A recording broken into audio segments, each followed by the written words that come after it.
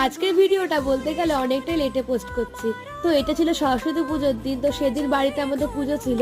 তো সকালবেলা পুজো কমপ্লিট হয়ে যাওয়ার পর রেডি হয়ে চলে গেছিলাম আমার নাচের ইনস্টিটিউটে। করোনা যে বছরটা হয়েছিল তার আগে অবধি কিন্তু আমাদের প্রত্যেক বছর এরকম সাংস্কৃতিক উৎসব হতো, কিন্তু তারপর 2 বছর বন্ধ হয়ে যাওয়ার পর আবার এই বছর থেকে আনতে শুরু করেছে।